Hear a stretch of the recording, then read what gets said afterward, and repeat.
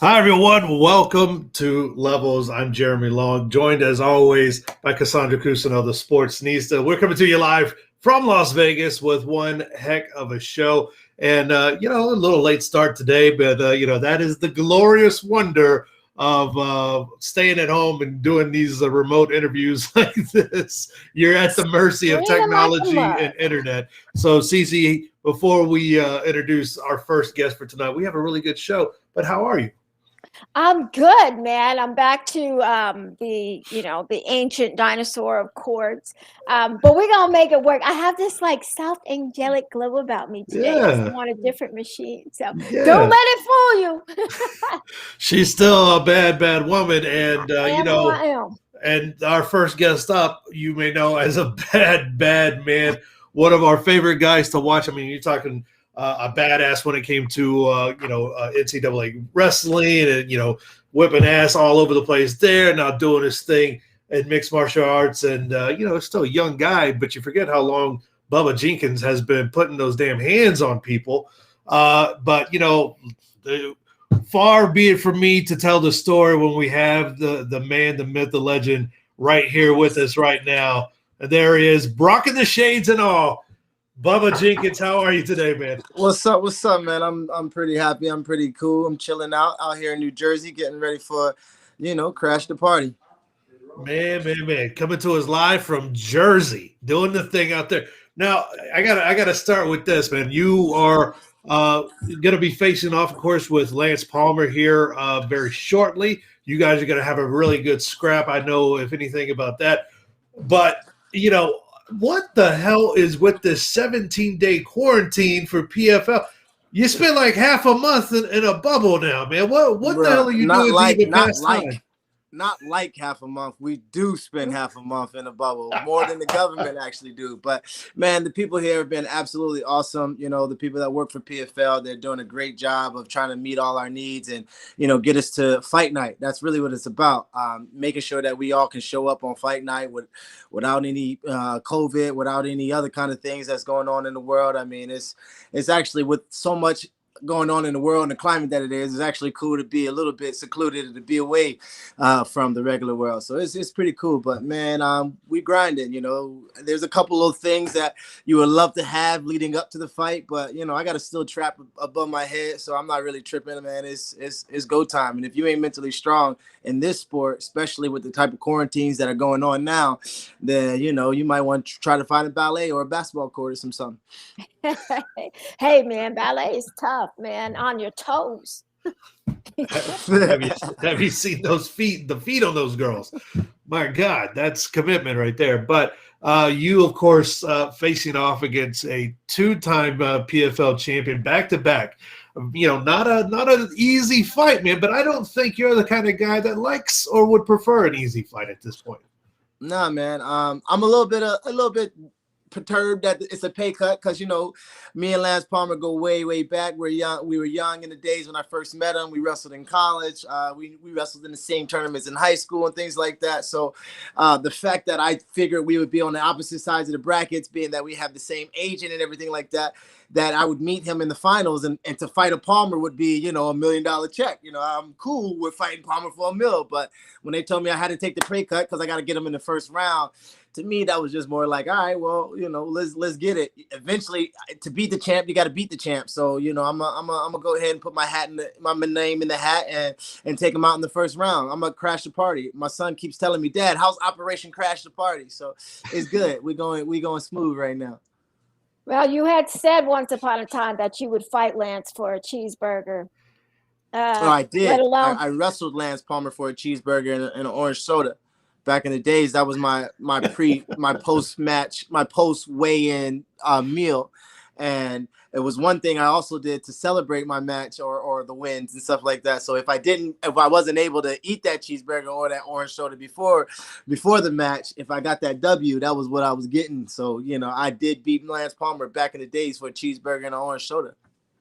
Now, you and Lance have known each other for a long time. Are some fights inevitable? Like, are there people that men that you come up with that you just know at some point or another, you two are going to be across from one another in a meaningful way? This one was one. Yeah. I'm not sure about every friend I have. I got a lot of friends, and I got a lot of winners in my camp. So, you don't always think that you'll always have to fight some of those people. But I think with the Lance Palmer and me, it's been a long time coming, and we've clashed a bunch of times. So, I could see it happening in MMA, whether we were in this organization at PFL or whether, the ties got turned and we went somewhere else. But him being the wrestler that he is and the champion that he is, and, I could see that happen very easily. So here we are.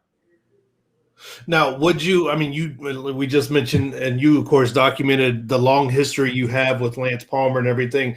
And so you have this guy that you probably know better than most people, probably a lot of people in both your lives. You guys probably know each other better that way. Is it easier to face off with a guy like Lance that you have this long history with, or would you rather someone that you got no connection to whatsoever, or it doesn't even matter at this point? No, it's a little bit of both, man. I like to fight strangers because, you don't got no emotion attached to it. You can just compete with them. But, I don't mind taking out friends, especially if people that I know that, like, I've big brothered before. And Lance is somebody that I big brothered before. So the mental edge is, he's looked me in the eye and I've looked him in the eye, and he's walked away with losses. And, plural losses. So I'm making sure that I stay in the big brother mindset. I stay in the understanding that, yeah, man, I done this before. I've seen you before. And the fact that the world couldn't beat him just yet in this tournament, it just gives me that extra oomph.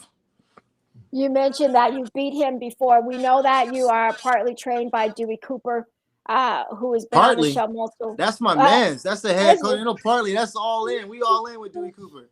No, Dewey's the head of your team, and we know how intense Dewey is. He's been on the show multiple times. What are the things that Dewey's talking to you about to be careful of? Because this is a familiar foe for you. Man, Dewey's more about the motivation of, expecting. We expect this, fight night.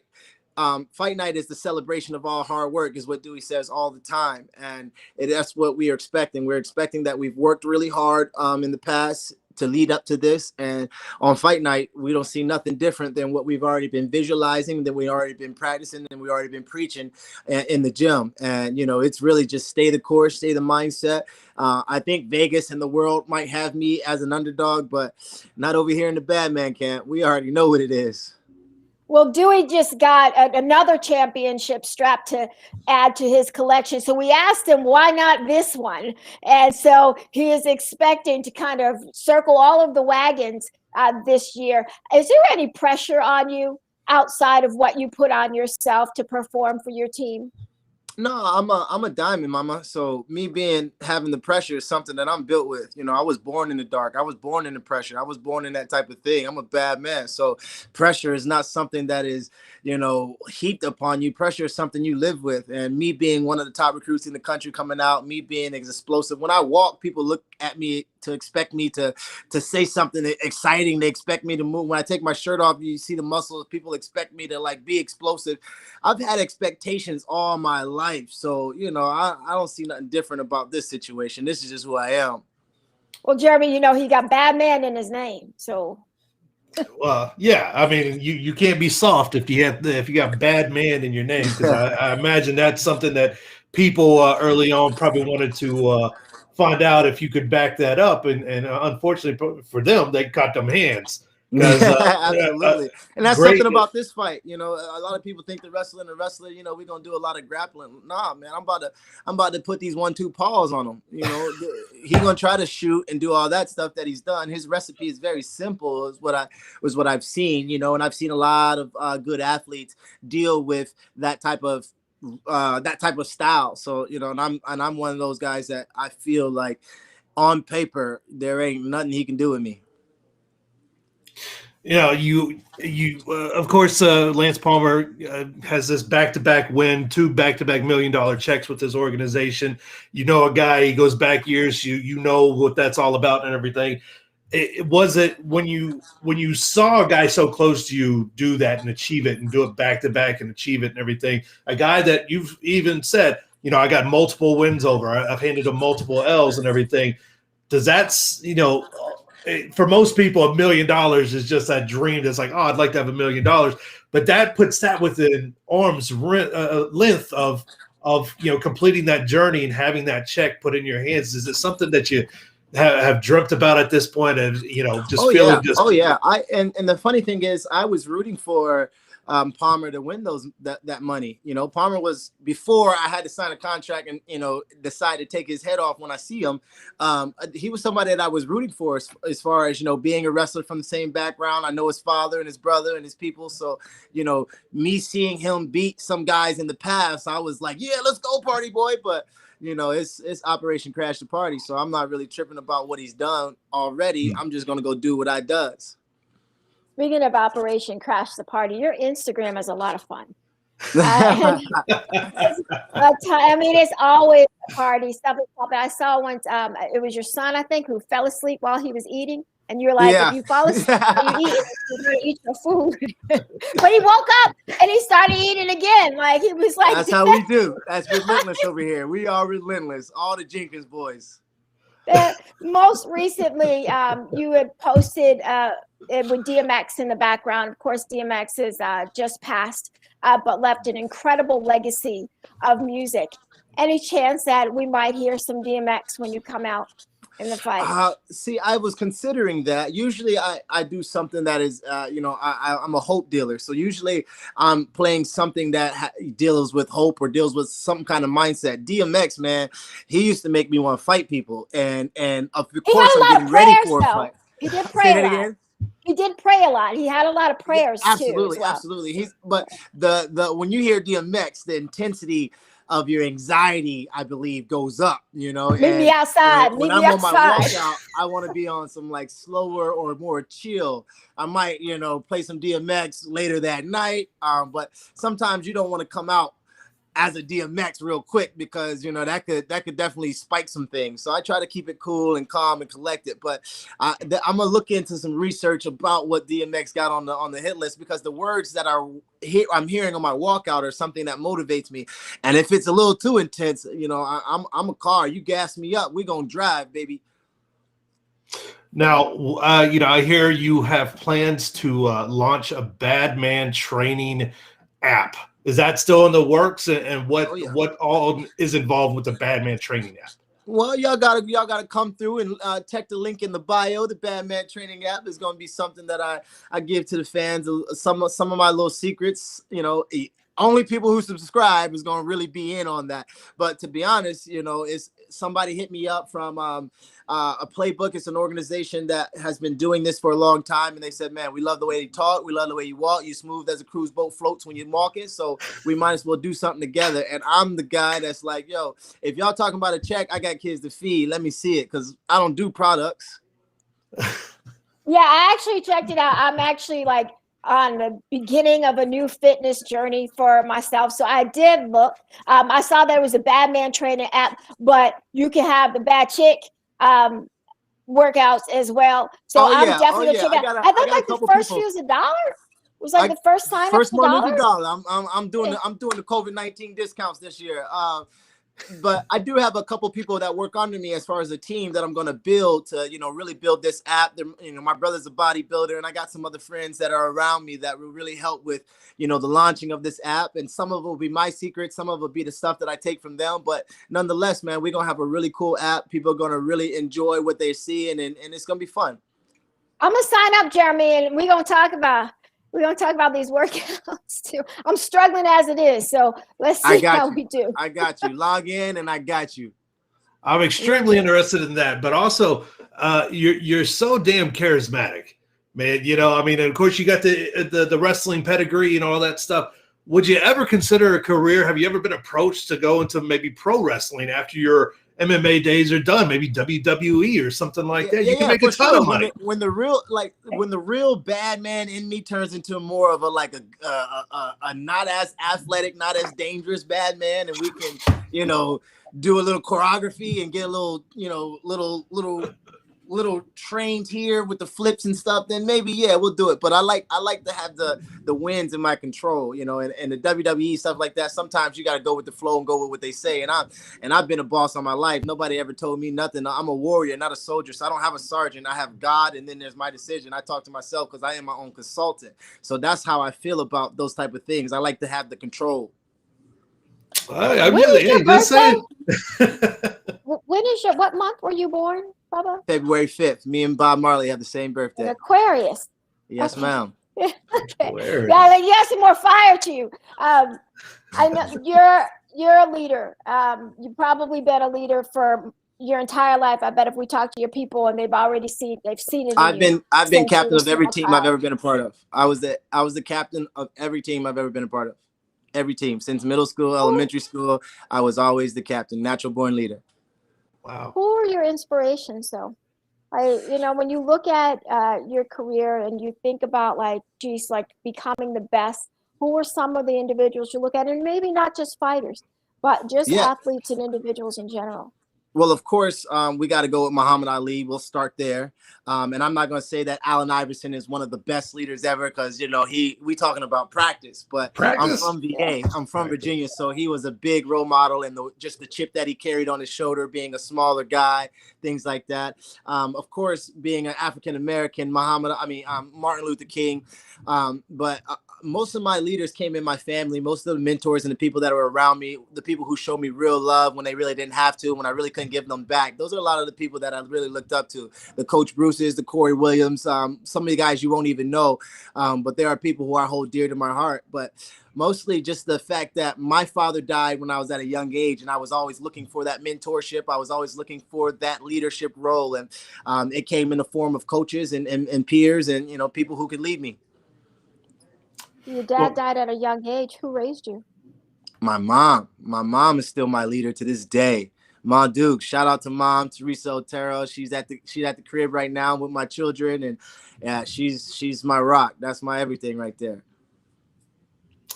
Well, you face off with Lance Palmer Friday, April 23rd. PFL 1, the regular season, kicking it off for this tournament, hoping to get in early, dethrone a two-time back-to-back champ there. If there's anyone that can, I'm putting my money on Bubba Jenkins. And bet the house, man. They got me as the underdog. I ain't seen the numbers, but bet the house. I'm telling you, I'm coming home with a big bag all day, man. And I can't wait to see what else happens for you, my friend.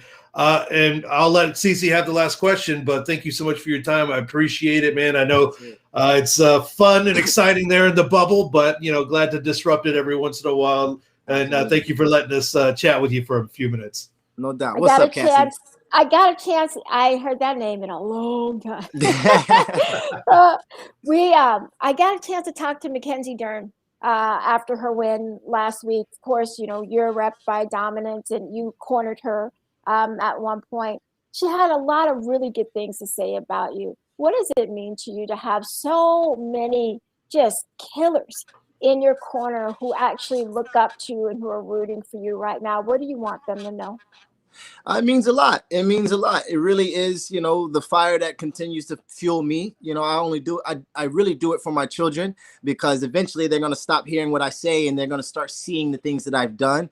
But truly, to have people that are around me that are also inspiring the rest of the world, that are also inspiring me, it just gives me that ability and that want to inspire as well. I'm not one to allow someone to be great or greater than me. That's a peer. So I try my name in Hebrew being Jesse is the gift of God. And I try to be that in every way that I can, whether it's the way that I talk, whether it's the way that I walk, whether it's the way that I throw these paws. It's just me trying to be what the Lord told me that I should be and who I'm destined to be. And destiny has a destination, baby. I'm headed somewhere. You're headed to, what did your son say? Did you what to the party? Headed to crash the party. Operation Crash the Party. So there you have it. Listen, best of luck to you. Of course, we really all support Dewey and anything that he's working on. So if you want Dewey's team, we on your team. No doubt. I hear Dewey's voice right outside my door right now. How could you not? How could you not? Hey, Dewey, hey, Bubba, we got that 9 o'clock workout. I hear him calling me right now. So we definitely gonna chop this wood and get prepared for Operation Crash the Party. We 9 days out. Make sure y'all check in. ESPN2, April 23rd. Bad man out. I appreciate you. Thank you. Thank you, Bubba Jenkins. All right. There you go. Bubba Jenkins. And if he's mixed up with Dewey Cooper, you know that is a good time right there. Dewey, one of our friends. We just actually had Dewey on the show a couple weeks ago. Yes, we did. I'm telling you, if Brock Lesnar and Kurt Angle and all these guys and Lady Ronda Rousey and them can make money at WWE, Bubba Jenkins is a natural talker, man. Come on.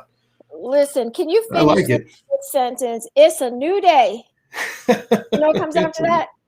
No, I have no idea what comes after that. Yes, it is. Oh, yes. You're talking about the group. Oh, okay. What are we doing? We playing charades? It's a new day. We're playing charades. You just said, yes, it is. But no, he would be fantastic in WWE. Low-key, I am upset, though, that he's meeting Lance Palmer this early in the bracket. I don't know why they had to do something like that. There were plenty other fighters that they could have matched. But, I can see how they'd want to kick it off with some fireworks. But, damn it, both of these dudes actually deserved to meet later on in that tournament. Yeah, absolutely, man. And, good segue there because speaking of fireworks, one of the tandem of brothers in MMA that every time they step into a cage is literal fireworks every single time. And this and Sergio Pettis is getting ready for what they call it in wrestling. What does JR say? A slobber knocker of a fight against Juan Archuleta. It's going to be a fun one, man. And I know he's ready for it. We're ready for it. Let's talk to him right now. There he is. Looking dapper as always, looking championship material. And he's Sergio. early. I'm early. We like that. Early is on time, right? That's what they say. Time. Early is on time. Sergio, thank you so much for taking time, man. We know you're getting ready. You're a few weeks away from this title fight, man. But, so we just got to kick it off. Say, how are things? How do you feel leading up to just a couple weeks out? Thank you guys for having me on, and I feel good, man. Big camp for me, big opportunity, fighting the tough Juan Archuleta, 25-2. He's only got 2 losses, so this is a big name for me to go out there and try to get on my resume and try to get that belt, man. It's time I get a belt for myself. Well, speaking of resume, I mean, you have so many big names on your resume. You fought a who's who list of, competitors all over the world and everything. Now, being a little bit over a year now with Bellator and finding your groove, you're on the 3-fight win streak and everything. How do you feel in retrospect, leaving the UFC and going to Bellator? How does the whole decision and everything play out for you? And how do you feel with the company overall? Oh man, I've been having a great time at Bellator. It's been awesome. They treat me really well. Nothing really different, honestly. It's still a big show. Pretty much ran exactly the same. So, it's a blessing, man. It's been a great opportunity. And I feel like I'm finally coming into myself, finally coming into the man I'm supposed to be and the martial artist I'm supposed to be. So it's definitely been a spiritual journey. Hard to leave, home. The UFC was my home for a bit, but right. You gotta grow up and leave home sometimes and explore. So, yeah, I feel like I'm gaining a new perspective. Both you and your brother Anthony moved on from UFC under different circumstances. But you being the younger brother, did you have a moment when you actually got to counsel Anthony and to have kind of a big brother moment for him? Yeah, same. Same for me. That opportunity presented itself for Bellator, and I had a goal in the UFC to become a champ and. Things just switched off, and it was a great decision. I think everything played out extremely well. And Anthony, same thing. He's been with the UFC he's been in the UFC for a while. So for him to, take that decision, it was hard for him a little bit. Same with me. It was hard for a bit, but it's just a new journey, and it's mixed martial arts. At the end of the day, we're mixed martial artists. We're not UFC fighters. We're MMA fighters, and wherever we go, as long as we get to perform and do what we love to do at the highest levels, we're blessed. Now, we talk a lot about, of course, your brother and y'all's relationship and everything. How special is that to have a sibling, similar in age and everything, fighting, doing the same thing, to have that camaraderie and be able to bounce off the training and everything else. and kind of go in lockstep with what you guys do for a living. And how special is that? How important is that to you? It's been special, man. The stuff that I got to see with my brother, the journeys we got to take, the journey he's taken, and the experiences and all the stuff that he's learned, he's able to help me with and help me to make right decisions. You know, being the bigger brothers definitely paved a lot for me. So it's been amazing, man. We grind together, we shine together, and we just love what we do. We've been doing martial arts since I was 5 years old. Anthony was about like 8 or 9. So, you know, this is all we know. This is our life. Now, of course, you know, with brothers and everything, I'm sure there's, you know, moments in time where you guys didn't always necessarily see eye to eye at different points and everything. And of course, this is something that went on a couple of years ago and everything, but I'm sure as a little brother, I'm a little brother too. You know how it is. You probably have PTSD from this certain moment right here, CC. Check this out.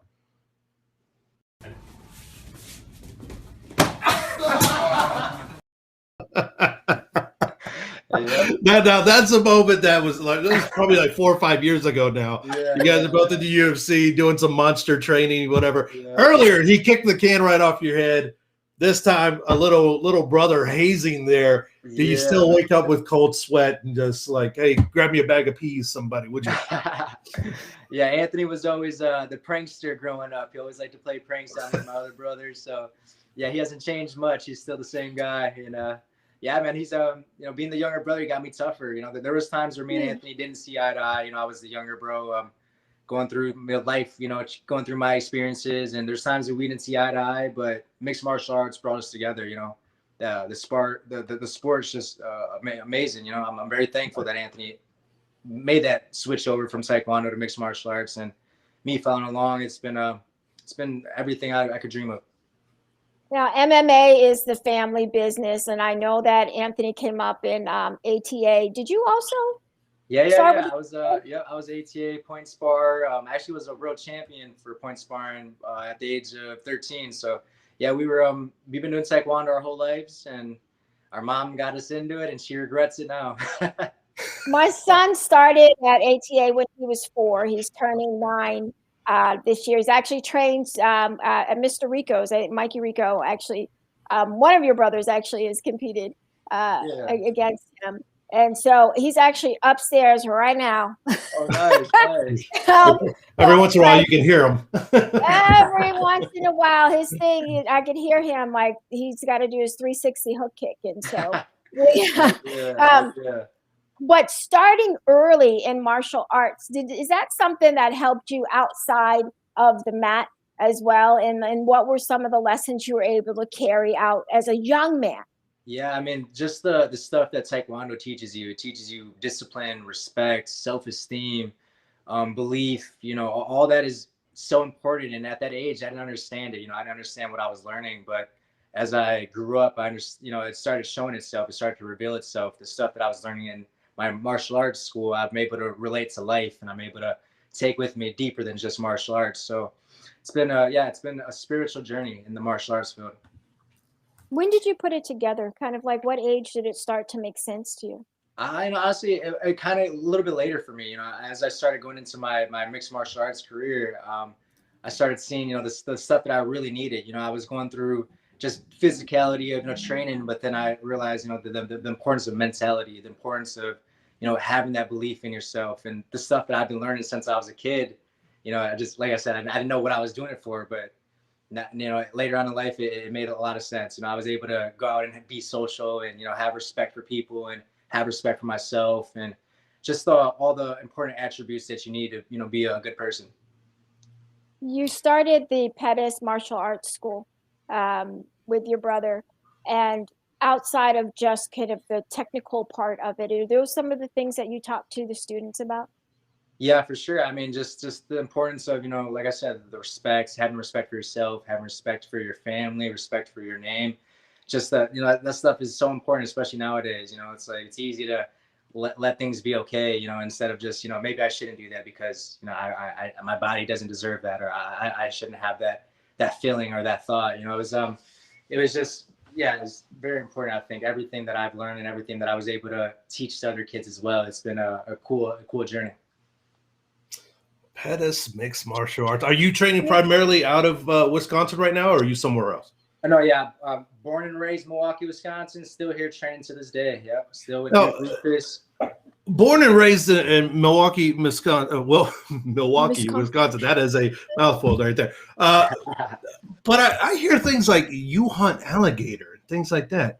You hunt alligator for real? How the hell do you get mixed up in alligator hunting in Wisconsin? Do they have alligators in Wisconsin? It was a cool opportunity. Chad Mendez brought me out for Fins and Feathers to actually hunt for the first time. I've gone hunting before, but never was successful at it. So, he brought me out to Florida for some gator hunting and got my first gator. It was a crazy experience, something, I've never done in my life. So it was, cool, man. Martial arts gave me so many opportunities. Very, like I said, blessed, man. This is a blessing of a lifestyle. Yeah, because you can't. It's not like regular hunting where you're a distance away. I mean, you get pretty close to alligators, man. I mean, you gotta get that kill shot. You gotta be on your A game, man. Those gators don't play.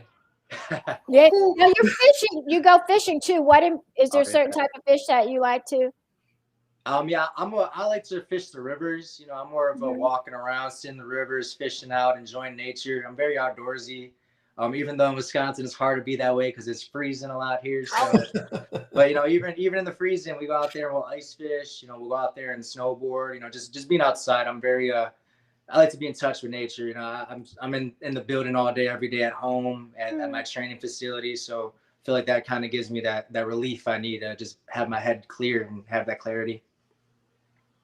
Now, you mentioned earlier your mom probably regrets the whole introduction to martial arts, but as a kid growing up, going to these classes and everything, you and your brothers doing your thing. Now you're both very successful, and you have this very nice gym where a lot of people frequent and things like that. Did you ever imagine that was the journey that you were going to be on when you were younger?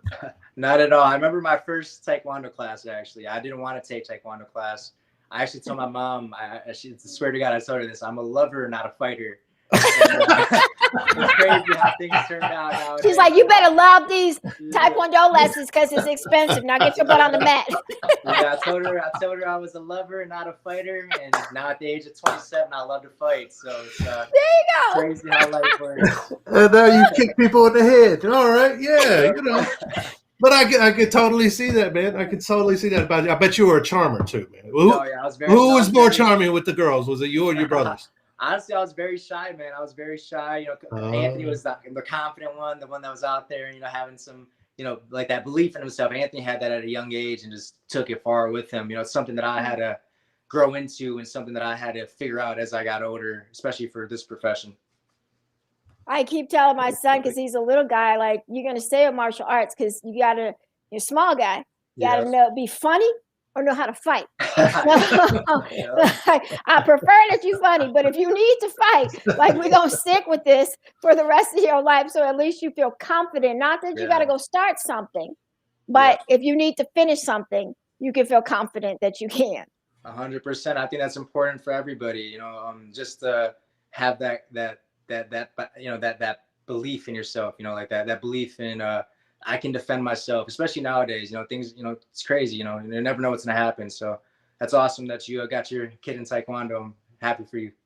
Man, I'm trying to get the little girl started. She just likes to hit people. I'm trying to focus. Girls are mean. Hey, girls are mean. Little girls are tough. I got 4 nieces, and man, they're all tough. All of them. Try to kill you, but you last year just got your BJJ black belt.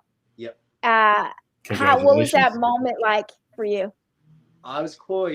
I've been doing jiu-jitsu my whole life, so to finally get that and to just have that journey to lead to that point was awesome. I had a great jiu-jitsu instructor. He was awesome. Daniel Vanderlei taught me a lot, and it was cool. It was something that I personally, I'm not much of a jits guy, but like, it's important to know it all, especially for mixed martial arts. You can't just be one dimensional out here. You got to know everything. So it was cool to, get what I finally deserved, I feel like.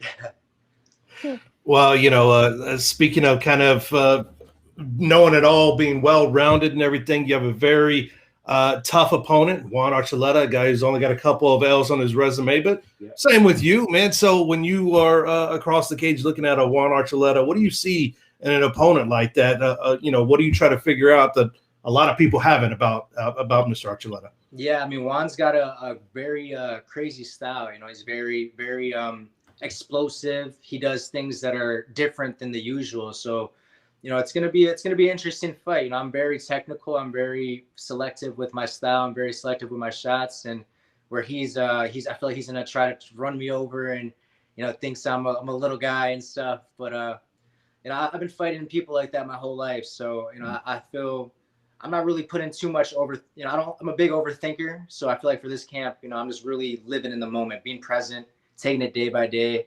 And when the day comes for that fight, I'm going to be extremely ready and extremely on my A game. Now go ahead. Sorry, we're talking. Go ahead. Okay, I'll go there.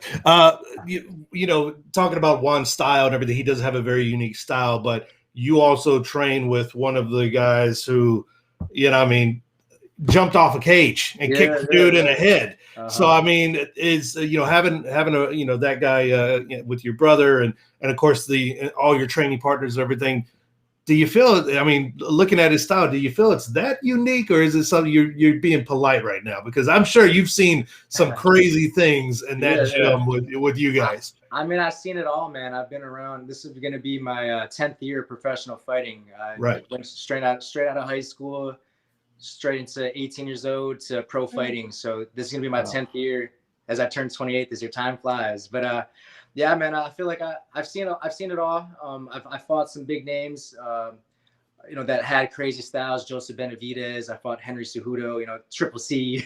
But man, it's none of that really matters until that night. For that 25 minutes, that's when it really matters. And I got to go out there and react, go out there, see how I do. I feel, like I said, I'm turning into the man I'm supposed to be and the martial artist I'm supposed to be. So I'm excited to go out there May 7th and let it loose and show the belief in myself and the belief in my process. You mentioned Benavidez and Cejudo.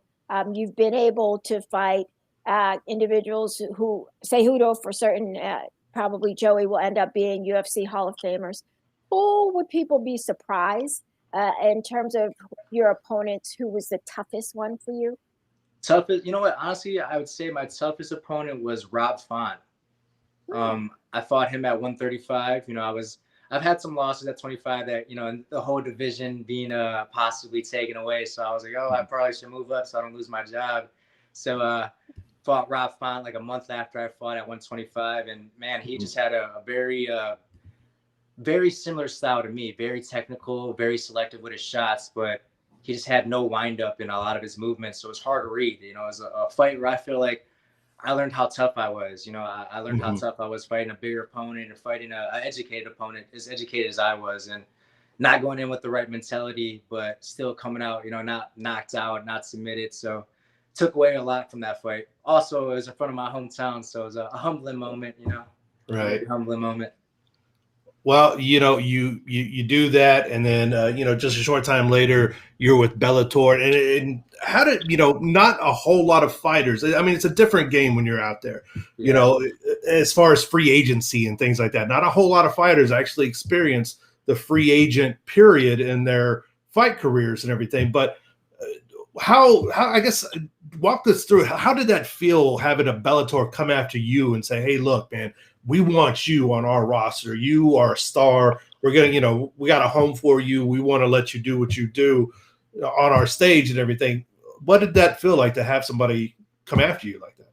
It felt awesome, man. It was scary being a free agent for a bit. In the UFC, if you lose 2 in a row, you possibly get cut, or it's just that feeling of not having a certainty of what's next. So I was sitting around for a bit, just kind of figuring life out, kind of going through some ups and downs, with emotions and thoughts. And Bellator put an offer out there for me, and it was an amazing offer that I couldn't refuse for myself and my family. And it's been a great opportunity for me. I'm very blessed that Bellator reached out to me, and I'm able to come out here and fight for their title and hopefully be their champion. Well, you certainly got your hands full coming up, but it sounds like you're ready. Oh yeah, I'm ready. I'm ready. Like I said, I've been fighting for 10 years. All the ups and downs have set me up for this moment. And regardless, I'm gonna go out there and do what I do best. As long as I can perform to my capabilities, I feel I could be successful out there. Oh, man. It's going to be a good scrap. I'm very excited to watch you do work. Me too. Yeah, Juan Archuleta, May 7th, just around the corner, folks. Bellator 258. You're going to put that 2-piece in a biscuit on him, man. Get out there when all that nice guy and that smile go away. And then you and your brother have that same similar look when y'all get in the cage. Yeah. When it all that goes away, y'all both have that laser focus. It's one of the best moments of watching any fight is when you guys laser focus in and you get ready to do the work that you're about to put in. I mean, you just said it right there. I mean, you've been fighting for 10 years. You're so young. Your brother too. Y'all both super young in MMA, but it seems like y'all been around forever. And I know certainly a family that we've watched over the years, all of our years, CC and I watching and covering martial arts and everything. So we're very excited that you're doing your thing in Bellator. We're excited you're fighting for a championship, man. I don't like to play favorites in fights, but I would be remiss if I didn't say I want you to win. So, I did say I'm favorites, but damn it, with you. I appreciate you. I appreciate you, man. I appreciate you. I'm excited. Thank you guys for having me on the show too. It was awesome talking to you too. Absolutely, Sergio Pettis. May 7th, Bellator 258 fights for that Bellator Bantamweight Championship. Gonna bring it home to Wisconsin. Go hunt some gators after that, right? Yes, sir. Hunt some gators, fish some fish. Enjoy that living. Well, there you go, man. Who knew alligators were in Wisconsin? They're not, but I just made up that fact. No one's gonna take it and ask you about it in your next interview. So there you go, Sergio. Thank you so much for your time, and we appreciate it. Can't wait. Best of luck in your fight, and can't wait to talk to you down the road, man. Hey, thank you guys so much. God bless. Have a good one. All right, you too. Thank you. There you go, man. One of my favorite fighters. Him and his brother. I don't like to say that too often, but it's true, damn it. I mean, come on. A whole generation that, of fight fans were born when his brother jumped off the cage and kicked Ben Henderson in the head. So you're never gonna forget that. You're just not going to forget it. So fun. Yeah. Yeah, it's very cool. I mean, he's still so young. 27 years old. 27. He got what were you doing at 27? 10 years. Not kicking people in the head in a cage. I wasn't doing that. Oh, okay. Actually, I do know, whenever Cassandra digs in her goodie bag of the past, you never know what's going on. Oh, yeah. We still got to talk about that. However, there's so many things. At 27, I was dancing with Mary J. Blige. That I do know. I got the bad knees to prove it. Got the bad knees to. Y'all don't know, man. If y'all don't stick around for more than just the interviews that we do, and even though we do incredible interviews and have some of the biggest names in boxing and MMA, if you don't stick around and hear the other stories that we have, CC being in Kanye West's music videos, dancing for Mary J. Blige. And how I just recently found out you were a publicist at one point for DMX. And so many other people, and you have stories about Lenny Kravitz that we can't repeat. So many other things going on, but you've had such an interesting life. I wasn't always somebody's mama. That should be the name of the book. I wasn't always somebody's mama. That should be the name of this podcast. It applies to both of us. I wasn't always somebody's mama either. Listen, I'm telling you, I had burned some sage earlier. It was a big ass long, substantial, bundle of sage. And it caught some pile of smoke. And this house smells like Cheech and Chong was up in here all day. Smell like they was up in here all day. And I don't know if it's in the house or if it's in my hair or what. And I'm getting a false contact from a bundle of sage. Yeah. Well, on that note, thank you guys for tuning in. We gotta talk about our girl real quick. What? Ebony Bridges. Ebony, the blonde bomber.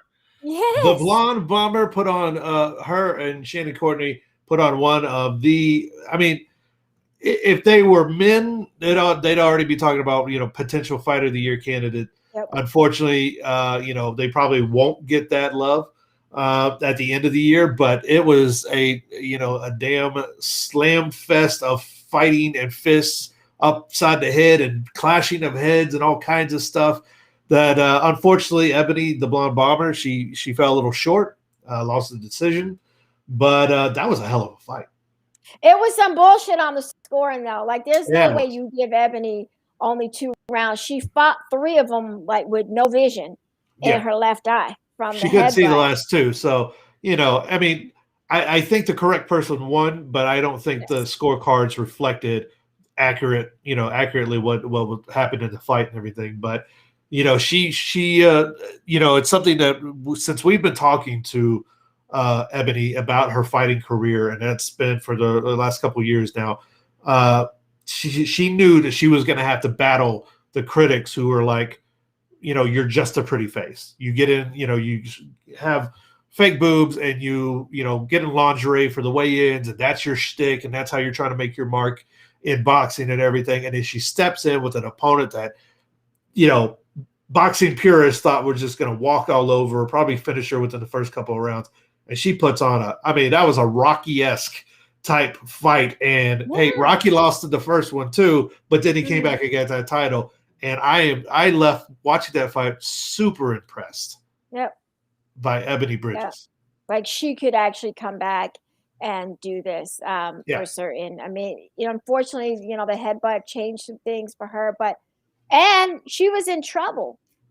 She was in trouble. I think it was the 9th round when I didn't know she was going to finish the round, but not only did she finish, she came back out swinging. She came back out looking for the knockout. She could only see out of one eye, I mean, and hats off to Shannon Cordy. She, you could tell as the fight went on a little bit of the level gap skill level there was, but Ebony got started later in her career. She's a little bit older as far as boxing. She's 33, 34. Shannon is in her 20s, and not to say that played any part, but the skills gap is there. Give Ebony a little bit more time, and I think you're going to see something really special. She's proving every time she goes out there that she's more than just a pretty face. But that helps. I don't her, Eddie. I don't understand why Eddie Hearn hasn't already announced her deal. Whack. Hey, Mo, I'm actually going to be jumping on with Girl Chat. Monisha has had a horrible bout with allergies, and she's having some trouble speaking. So, she lost her voice. So I'm going to sit in with Mel here at 7:00 over at Girl Chat Sports. Got a really cool guest on. I just watched a documentary. I don't know why I can't remember the gentleman's name, but was a women's basketball coach out in Montana. Really changed things. For the ladies team there. Yes. Yeah, it was there forever. Gosh, I can't remember. I want to say it's Shreve, but it's not. It's something like that. It starts with an S. Yeah, he was there for like 20, 30 years, something like that. That is a really good show, man. And if you don't already catch Girl Chat Sports with Mo and Mel, you're missing out. How you living? You ain't living good. Not like Biggie said. So, you definitely want to hop over there, follow CC. Yeah, there you go. She yes. Slavic. All right, I can't. Yeah. I butcher people's names all the time, but that's going to be a really good show. So follow him over there, and what a great show! Bubba Jenkins, Sergio Pettis. There's not much more to say after that. Did it again. Actually, coming back to the stream tomorrow at 3:00. Mr. Ralph Velez is. We got a special guest, Todd Grisham, talking about this really cool video game. Todd Grisham got with some. All your favorite fighters are in this game. Wait, all of them. Todd Grisham. Isn't that the commentator? The commentator guy? Yes. Hey, Todd Grisham. He is the VP of Development. I believe that's his title. Oh, for the ESBC, that game? Yes. Okay. Yes. Vinny Paz, all of them. They're all signing up for that. Oh, and Clarissa Shields. We have a date for her first PFL fight. June 10th, and she is going to be. We're going to see where she is. She's ready to do it. She says she's ready. That's going to be a good one. I know that's the one. I don't know if I'm gonna be able to watch it. There's certain fighters where like it just makes me nervous, and I just want to know the result if they are right. You know, I was almost like that with Ebony. I was actually at UFC, and actually, the person who was sitting a row ahead of me had the fight on, so I was like, "All right, damn it, I'm fit to watch it." So, There's certain you're emotionally involved in it. You don't want to see your people. You don't want to see any harm come to your people. I get it. Right. But hey, man, PFL. Wow, starting making moves and starting to make noise, and they look like they're rolling out what looks to be a really solid season of fights. At least hey, the other Pettis is in there. The other Pettis. The other Pettis. Yeah, and Showtime. Fabricio Verdum, that signing was huge. Even in his 40s, that's a big signing for PFL. A lot of fans going to enjoy what should be a heavyweight run right there, and it's going to be fun to watch. And so, all right, Bubba Jenkins, thank you so much. Sergio Pettis, Steve Pratt, thank you so much, my friend, for helping us out and hooking us up with some of our guests, as you always do. Steve, he's a man that wears many hats, and all the time is looking out for us and everything. So appreciate that. Thank you to Mike Dixon. Ramblin' Ralph makes his long-awaited return to Levels tomorrow with Todd Grisham. That's going to be a really great show. Not going to want to miss it. For the Sportsnista, I'm Jeremy Long. This has been Levels. We'll see you tomorrow, right? Yeah, we'll do that.